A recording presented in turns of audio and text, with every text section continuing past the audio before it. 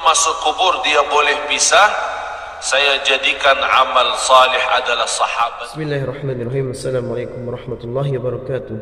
Alhamdulillahirabbil alamin. Allahumma shalli ala sayyidina Muhammad wa ala ali sayyidina Muhammad.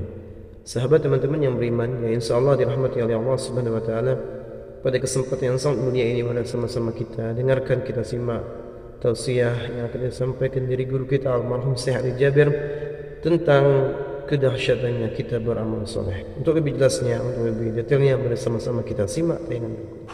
Kata seorang murid, saya dapat belajaran seluruh manusia punya kawan, punya sahabat.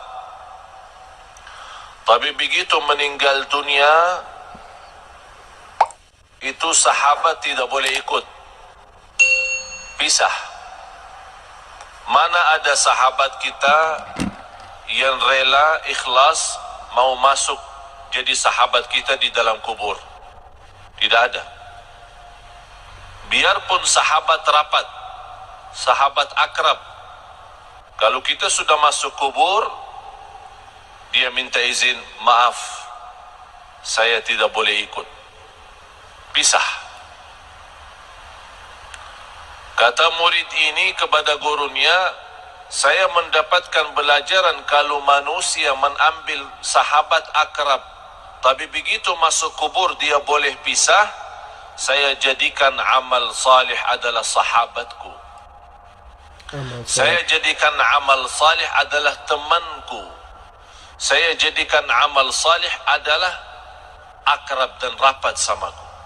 Karena saya yakin begitu saya meninggal dunia, masuk kubur, satu-satunya yang boleh temani saya, yang boleh sahabat sama saya, yang boleh ikut sama saya adalah amal salih. Hanya amal soleh. Dan sudah Rasulullah sallallahu alaihi wasallam menjelaskan di hadis yang sahih, yatba'ul mayyit thalath, diikuti orang meninggal dunia tiga: ahluhu wa maluhu wa amaluh, keluarganya, yang kedua harta, yang ketiga amal. Kalau orang sudah mayat, mau dihantar ke kubur, mau dimakamkan, mau dikuburkan, diikuti tiga, temanin, ikut tiga: keluarga, harta, dan amal saleh. Begitu mereka sudah dikuburkan, sudah ditanamkan, kata Rasulullah, pulang dua, diam satu. Pulang balik, keluarga sama harta. Tapi yang diam di situ dan ikut masuk adalah amal. Hanya amal soleh. Amal salih maupun amal tidak salih. Faman ya'mal mithqala dzarratin khairan yarah, wa man ya'mal mithqala dzarratin syarran yarah. Oleh karena itu seorang mukmin yang mencintai Allah dan Rasulnya, dia boleh tahu amal salih sangat diperlukan nanti. Oleh karena itu, yang semestinya perhatian kita sepenuhnya bukan kepada keluarga, bukan kepada harta dunia kita, tapi perhatian kita kepada amal kita. Karena ini yang menjaga kita nanti. Boleh dalam amal salih itu, kita sudah di dunia kubur, boleh jadi sinar. Allah bagi cahaya. Cahaya dari mana? Salat, wudu, sedekah, puasa, silaturrahim, akhlak mulia, amanat, jujur, lemah lembut, kasih sayang, cinta. Semua kebaikan dia usahakan dan dia amalkan. Di situ Allah terangkan kubur yang namanya kubur sempit, gelap. Dan kita sudah nampak macam mana kubur. Dan tidak ada di dunia orang masuk kubur sudah dibagi lampu di dalam. Tak ada. Apakah anda sudah nampak? masuk dalam satu kubur, buka, ada semua, ada tempat tidur, ada apa namanya, lemari es, ya, untuk minum-minum nanti ada enggak? Tidak ada kan? Tidak ada sama sekali. Selimut, bantal, boleh masuk sana? Tidak ada. Semuanya tidak ada. Biarpun raja, biarpun sultan, biarpun menteri, biarpun orang kaya, biarpun apapun jabatan, biar miskin, boleh di dunia beda rumah. Orang kaya punya istana, punya rumah bagus. Orang miskin punya rumah sederhana. Tapi kalau dalam kubur sama, tidak beza. Tapi yang boleh jadi beza kalau di kubur, bukan soal kaya miskin, bukan soal orang mulia, soal orang biasa. Tapi yang menjadi beza dalam kubur adalah amal salih.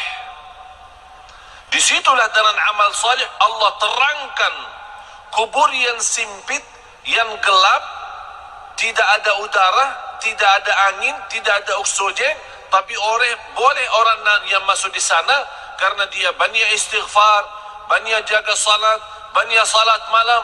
Allah luaskan dia punya kubur. Sebagaimana kata Rasulullah, Allah jadikan kubur itu raudhah min riyadil jannah, taman dari taman surga. Dan boleh juga kubur itu menjadi lubang dari lubang neraka. Apakah kita sudah bersedia masuk rumah baru itu sesuatu yang mesti? Tidak boleh seorang tidak masuk sana. Semua mesti masuk. Semua mesti masuk. Apa itu orangnya, dari mana orangnya, muslim, non-muslim, apapun agamanya, apapun budayanya, Arab, non-Arab, semua masuk kubur itu. Semua masuk. Nampaknya kubur itu sama, tapi sungguh di dalamnya sangat beza.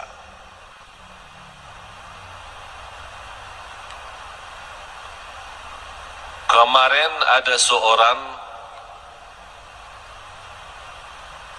meninggal dunia, seorang ibu.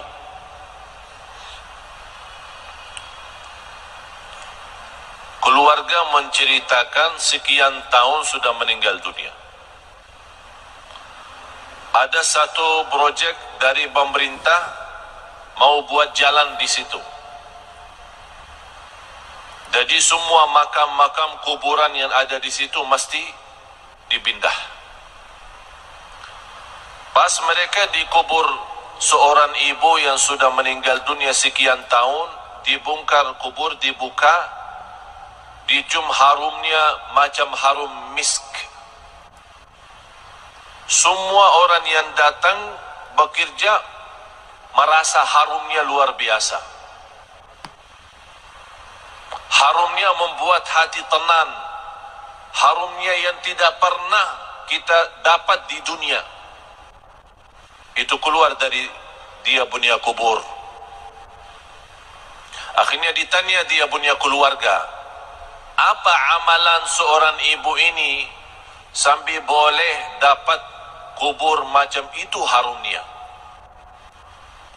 Mereka menjawab, ibu kami tidak pernah tidur malam hari sampai membaca surat Al-Mulk, Tabarakalladzi biyadihil mulk. Setiap malam Allah bukan hanya terangkan kuburannya, tapi Allah harumkan. Harum luar biasa. Dan itulah kata Rasulullah sallallahu alaihi wasallam, 30 ayat, 30 ayatan syafa'at li sahibiha, 30 ayat yang membantu, yang menolong seorang masuk kubur, diselamatkan oleh Allah dari siksa kubur. Apa itu 30 ayat? Tabarakalladzi biyadihil mulk. Dan ini juga menjadi sunnah Nabi kita, Nabi Muhammad sallallahu alaihi wasallam. Sekarang tuan-tuan jamaah sekalian, cuba bertanya diri, berapa kali kita baca surat Al-Mulk? Ini bahan suratul Mulk 30 ayat. Kalau kita duduk tidak lebih dari 15 minit, 20 minit. Tapi 15 minit mahal. 15 minit jamin kita selamat dari siksa kubur. Tapi banyak manusia yang lalai. 15 minit boleh kita selamat di alam kubur, tapi kita lalai, sepertinya kita sudah siap disiksa di kubur, bukan diselamatkan. Na'udzubillah. Alhamdulillah. Oleh karena itu, tuan-tuan jamaah sekalian yang dimuliakan Allah Subhanahu wa taala, dirahmati Allah sekalian, baca surat Al-Mulk. Niat kita diselamatkan oleh Allah dari siksa kubur, diselamatkan oleh Allah dari kubur, lubang dari lubang neraka. Menetapkan hati kita saat ditanya oleh mungkar nakir, kita boleh pandai jawab. Ini semua barakah surat Tabarak. تبارك الذي بيده الملك وهو على كل شيء قدير الذي خلق الموت والحياة.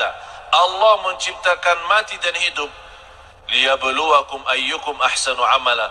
Diuji kalian siapa di antara kamu yang sebaik-baik amalan.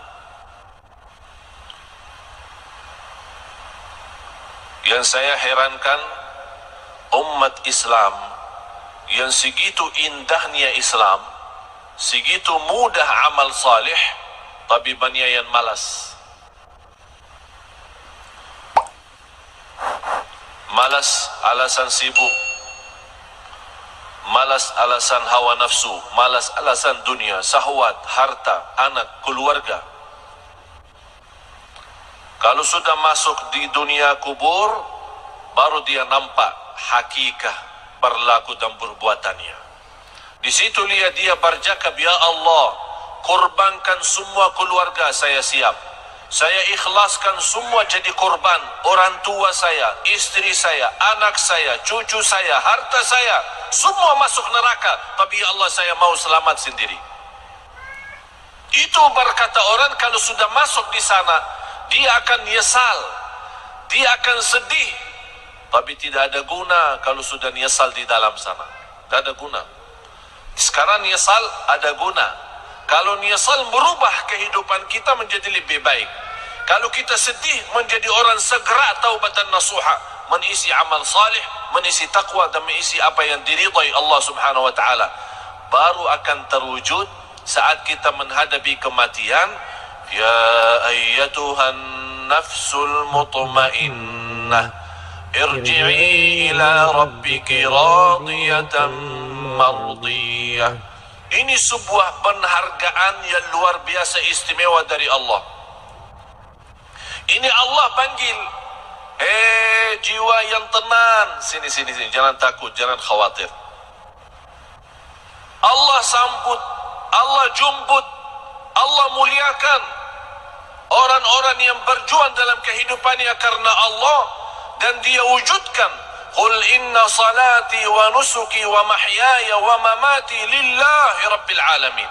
Dia wujud hidupku, matiku karena Allah. Di situ nanti di akhir hayat Allah jaminkan husnul khatimah. Tuan-tuan jemaah sekalian, sisa umur kita tidak ada yang boleh tahu.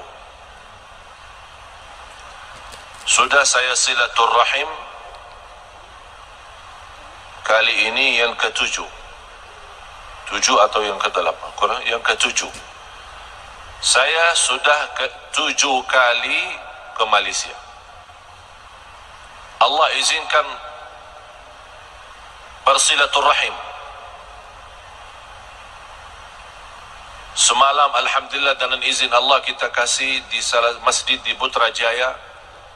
Alhamdulillah dalam kesempatan ini kita boleh isi di sini, dan di tempat ini sudah 3 kali atau 4 kali. Tujuan kami yang saya sudah 7 kali tidak pernah terbayang boleh 7 kali ke Malaysia. Karena setiap malam mesti saya siap mati. Dan saya nawaitu kalau Allah masih izinkan punya umur lagi, insya-Allah akan berjuang hidupku matiku lillah. Saya punya istri, punya anak, boleh jumpa setiap 4 bulan 1 kali. 4 bulan baru boleh jumpa istri. Karena kenapa? Habis banyak waktu untuk umat, untuk dakwah. Bagaimana tuan-tuan diselamatkan oleh Allah dunia dan akhirat. Alhamdulillahirrabbilalamin. Sahabat yang beriman, itulah tadi ilmu yang disampaikan oleh guru kita. Mudah-mudahan bermanfaat. Mudah-mudahan kita dapat istiqomah, memperbanyak amal-amal soleh kita selagi kita masih hidup di dunia ini. Marilah kita perbanyak amal-amalan kita, baik sunnah maupun yang wajib. Mari kita tingkatkan lagi kualitasnya. Yang sunnah mari kita perbanyak lagi solat-solat sunnahnya, agar semua kita pada saat kita kembali kepada Allah, kita dijamin masuk syurganya Allah. Amin amin ya Allah. Mungkin itu saja yang bisa saya sampaikan, dan kurang saya mohon maaf. Saya akhiri. Wassalamualaikum warahmatullahi wabarakatuh.